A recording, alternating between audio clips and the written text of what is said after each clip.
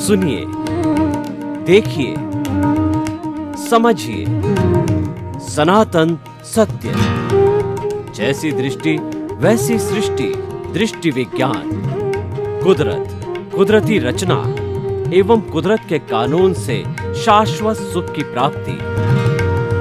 जोधपुर के परम पूज्य महात्मा उपासक प्रोफेसर डॉक्टर सोहन राज तातेड़ के निर्देशन में सनातन सत्य। जैसी दृष्टि वैसी सृष्टि, दृष्टि विज्ञान।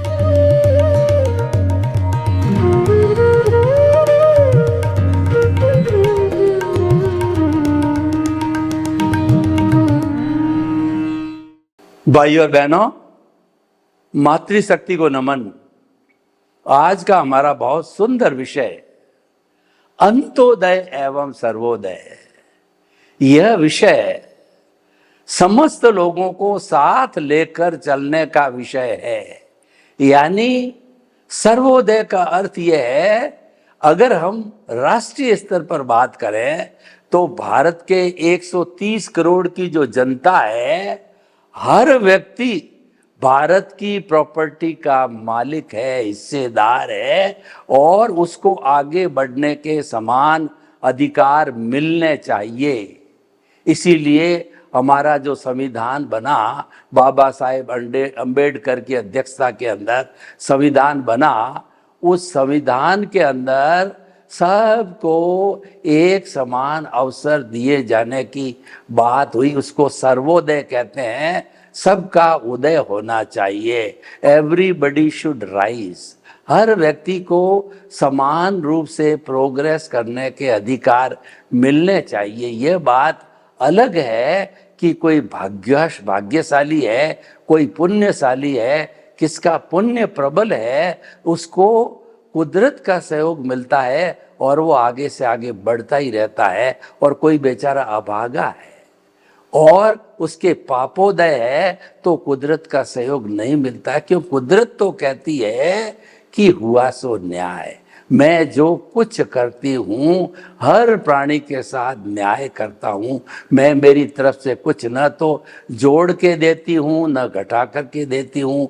जो आपके उपादान में है, जो विधाता ने लेख लिख दिए हैं, जो आपकी स्क्रिप्ट के अंदर, जो आपकी फिल्म के अंदर आपके मन वचन काया की जो बैटरी डिस्चार्ज हो रही है, उसमें जो लिखा हुआ है वही मैं देने के लिए मात्र संजोग जुटाती हूँ। लेना देना आपका अपने उपादान के अनुसार होता है, लेकिन जो है वो आप जो है वो मेरा काम संजोग जुटाने का है।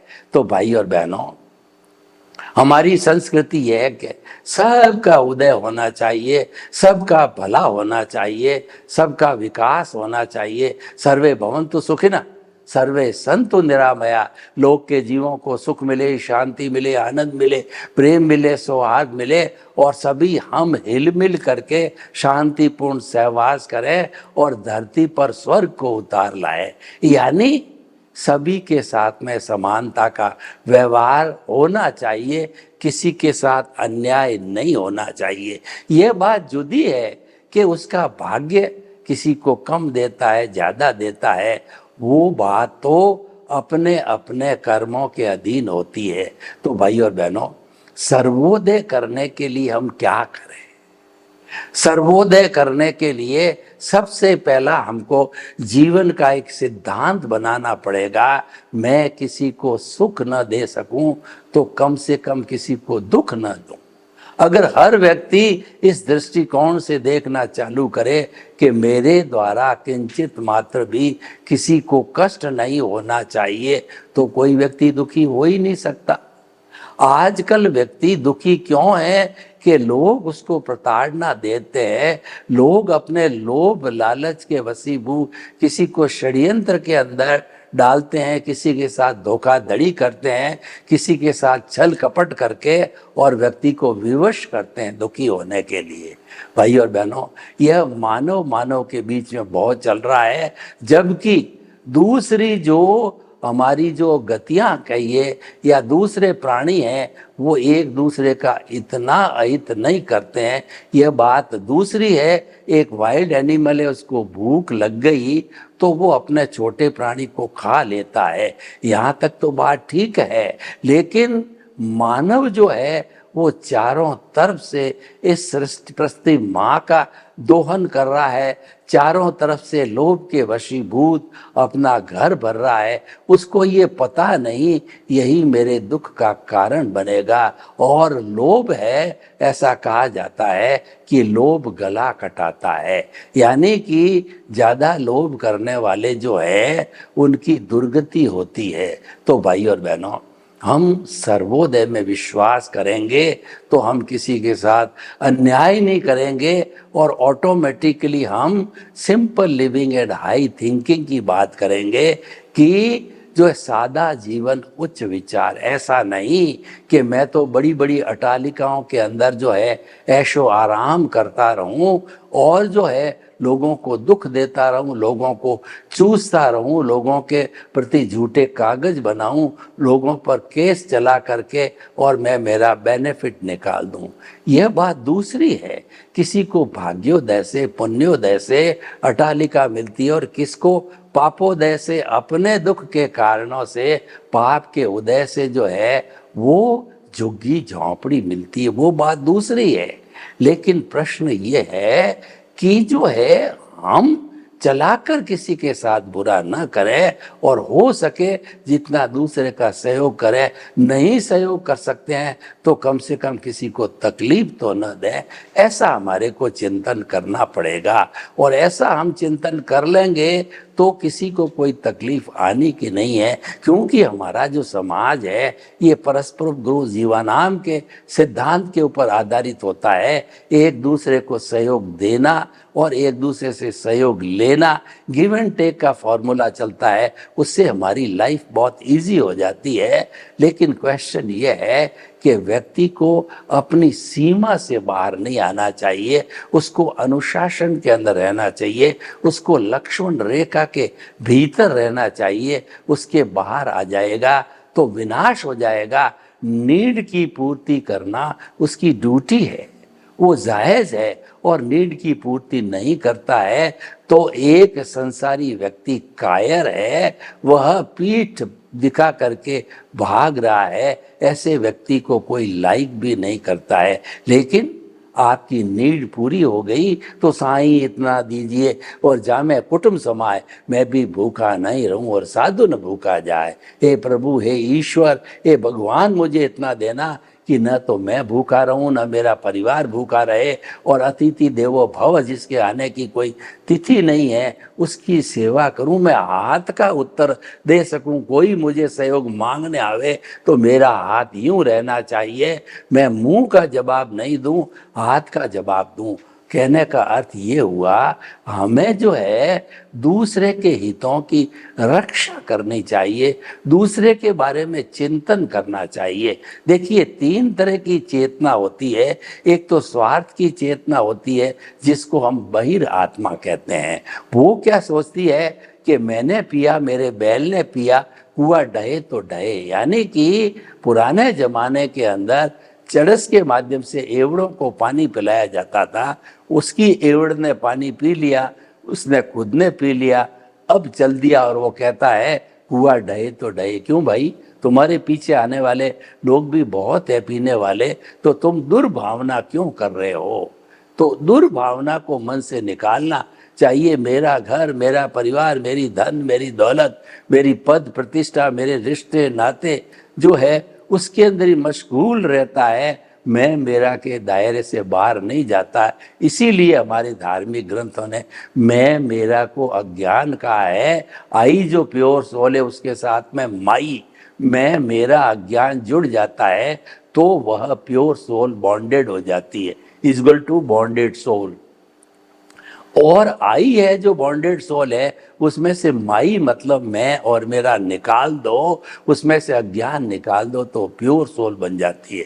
तो क्वेश्चन ये है, हमारे भीतर अज्ञान है, उसमें ज्ञान का दीपक जलाओ और उस अज्ञान तिमिर को भगाओ, हटा दो। मुख्य बात। और जब हमारा ज्ञान मिट जाएगा तो हमको सनातन सत्य मिलेगा, ultimate reality of this universe मिलेगी, सार्वभौम सत्य मिलेगा कि आखिर सत्य क्या है। आखिर सत्य वसुधैव कुटुंबकम है कि हम सभी एक ही वसुधा माँ की संतान है, वासुदेव की संतान है। इसीलिए हम भाई भाई है, हमको भाईचारा के साथ में भ्रातृत्व भाव से रहना चाहिए और हम सब हिल मिल करके सुखी जीवन की स्थापना करें, सभी सुखी रहे।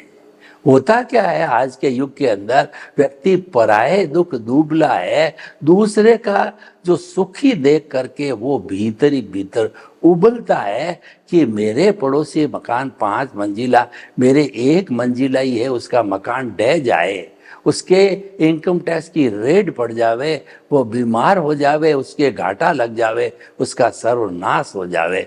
ऐसी भावना रखना है, ये नेगेटिव थिंकिंग है। और पता नहीं उसका तो बुरा होगा या नहीं होगा, लेकिन जिस क्षण आपने जो है गड्ढा खोद दिया, आप तो उसी क्षण गड्ढे के अंदर गिर गए। आपने दुर्भावना की तो दुर्भावना करते ही भयंकर कॉज जो है वो प्रतिष्ठित आत्मा के जो पुरुषार्थ के कारण और वर्तमान के अज्ञान, वर्तमान का मिथ्या ज्ञान, मिथ्या दर्शन और मोहनीय कर्म की एप्लीकेशन हो गई। और एप्लीकेशन होकर के भयंकर कॉज पड़े, कर्म शरीर बना, अगले जन्म में वही तुम्हारे को भुगतना पड़ेगा। तो भाई और बहनों, हम किसी के प्रति बुरा क्यों सोचें?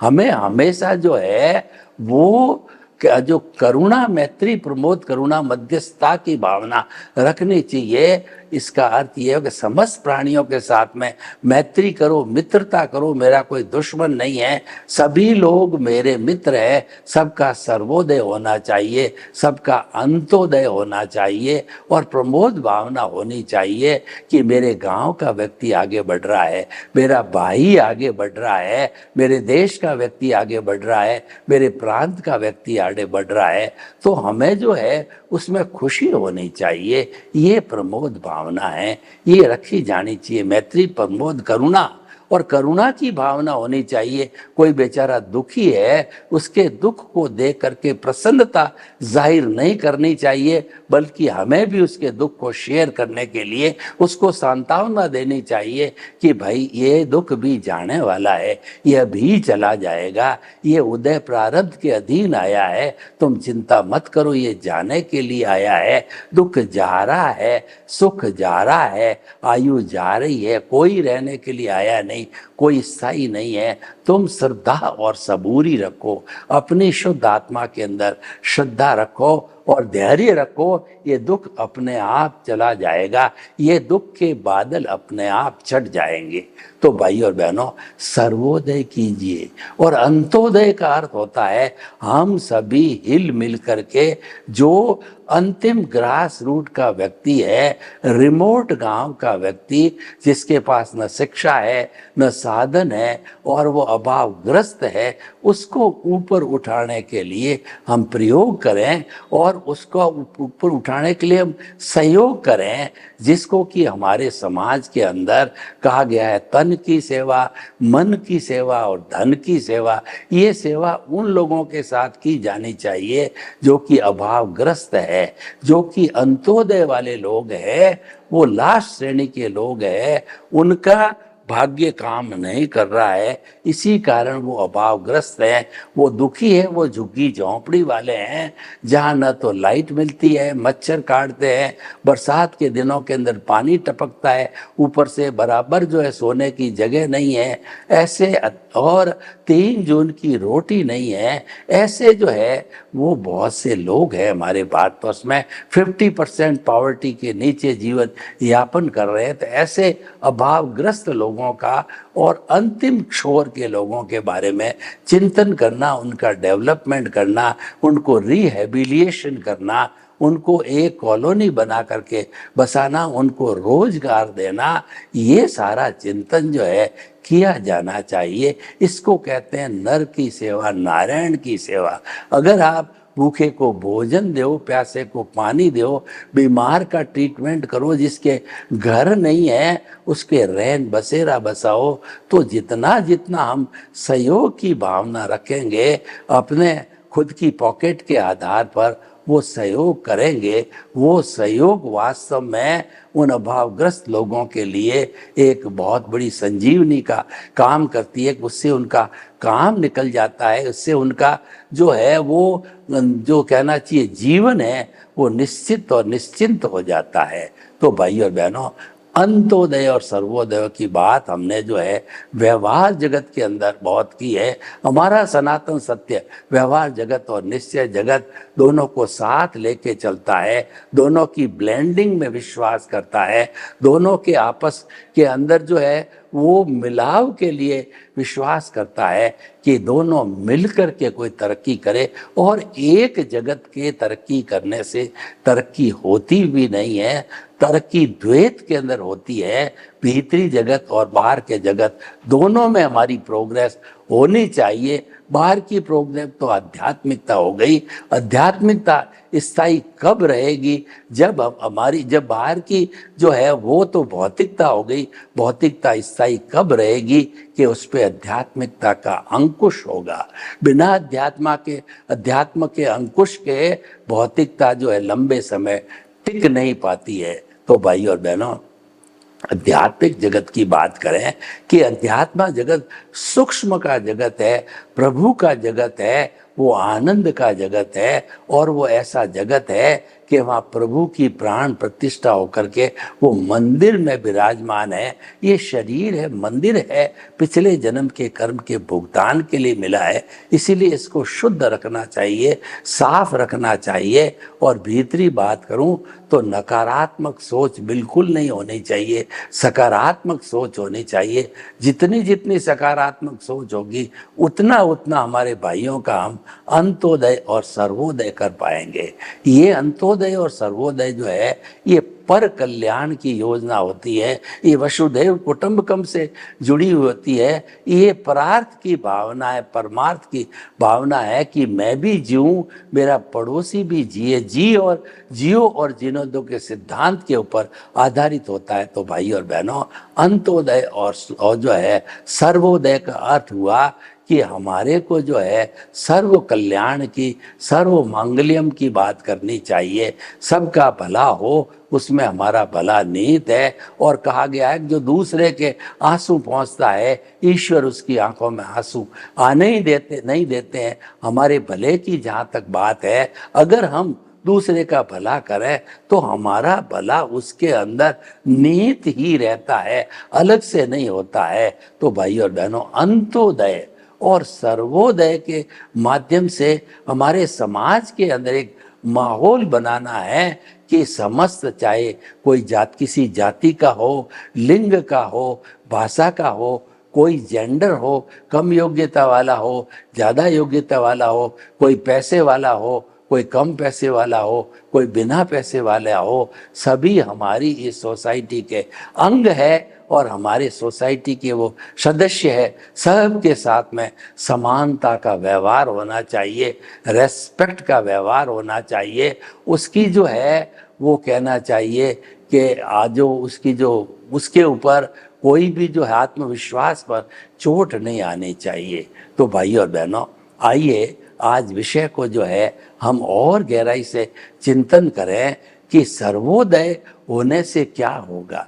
देखिए, हमारे को अगर समाज को राम राज्य बनाना है तो सर्वोदय अंत्योदय हमारे सहयोगी कारक जो है वो तत्व है। यानी कि आपने यह चिंतन रखा कि सबका भला हो और किसी के साथ बुरा नहीं सोचते हो, तो निश्चित मानिए कि उन वाइब्रेशंस का इफेक्ट है, आप तक पॉजिटिव आया, अगला व्यक्ति भी आपके बारे में सोचना चालू कर देगा कि ये महानुभाव हम लोगों का इतना भला चाहते हैं, तो इनका खुद का भला हो, इनको कोई कष्ट ना हो, तकलीफ ना हो, हमारी बहुत बहुत दुआ है। यानी गिव एंड टेक के फॉर्मूले के अंदर हम किसी का उपकार करते हैं तो बदले में वो और कुछ बड़ा करके उपकार करता है। तो भाई और बहनों, ये सज्जनता है, सज्जन व्यक्ति होता है, उपकारी होता है। एक उदाहरण देना चाहता हूँ कि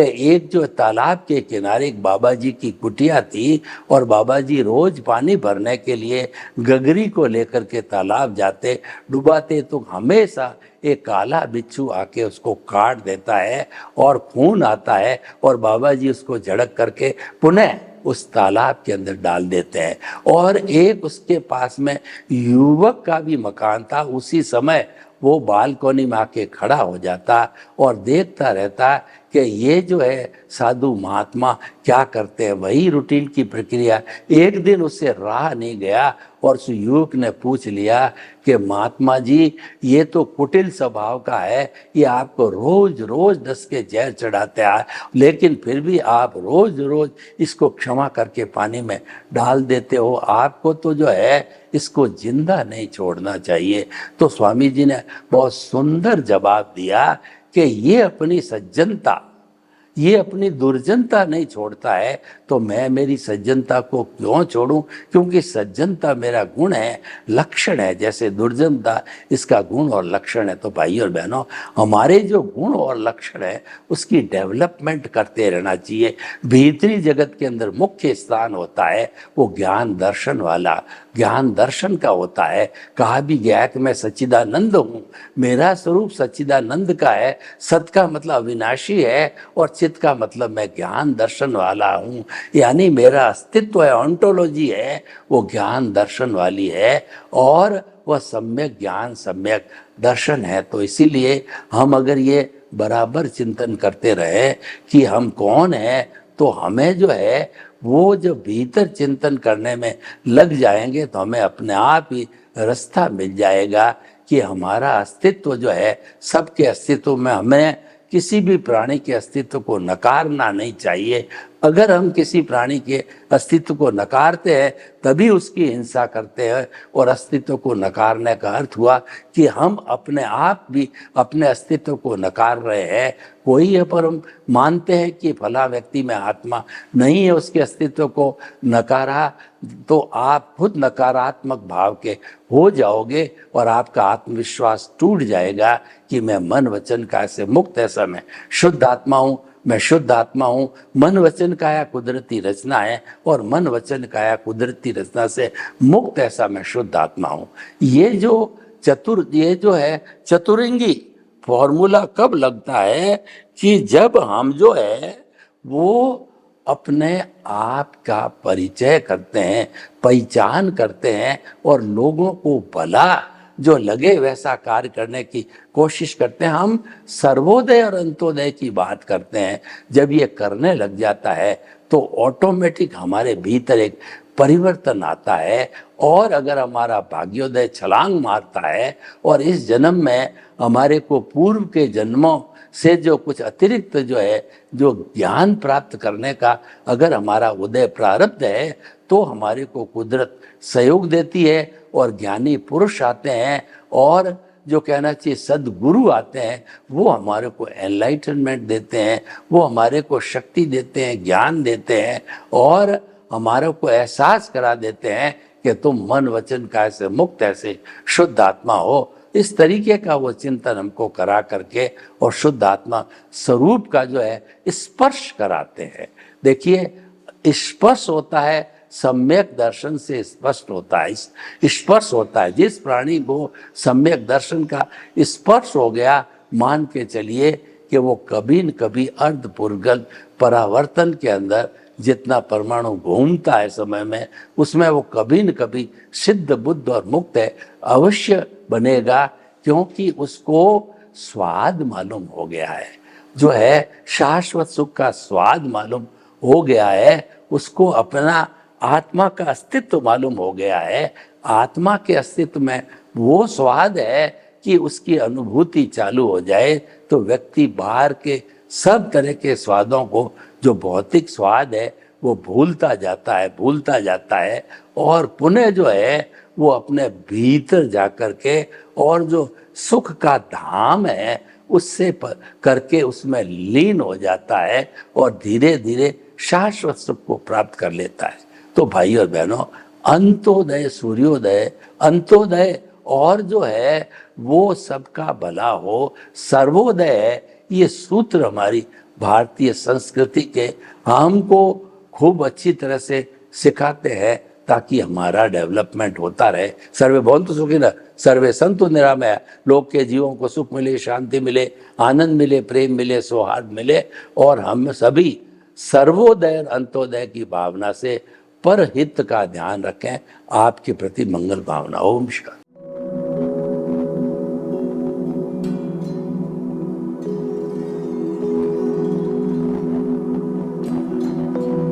एक ऐसा अंतर्राष्ट्रीय ख्याति प्राप्त मानव जो गुरु प्रेरणा से पिछले 20 वर्षों से वानप्रस्थ जीवन जीते हुए 24 घंटे मानवता की सेवा में संलग्न है। एक ऐसा मानव जो अभी राष्ट्रीय, अंतर्राष्ट्रीय टीवी चैनलों पर 7,500 एपिसोड के माध्यम से सनातन सत्य, आत्मविज्ञान एवं पुनरुत्थान, व्यवहार एवं निश्चय जगत के जीवनोपयोगी विषयों पर हृदय स्पर्शी प्रवचन कर चुका है। उस मानव का नाम है महात्मा उपासक प्रोफेसर डॉक्टर सोहन राज तातेड़।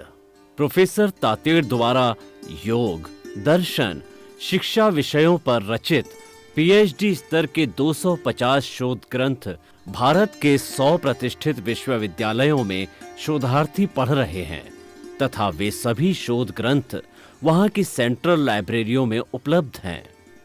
महात्मा सोहन राज ने अभी तक हजारों स्कूलों, कॉलेजों, विश्वविद्यालयों एवं संस्थाओं में सेमिनार, वर्कशॉप, कैंप लगाकर लाखों विद्यार्थियों को योग, दर्शन, शिक्षा का प्रशिक्षण देकर उन्हें सुसंस्कारित किया।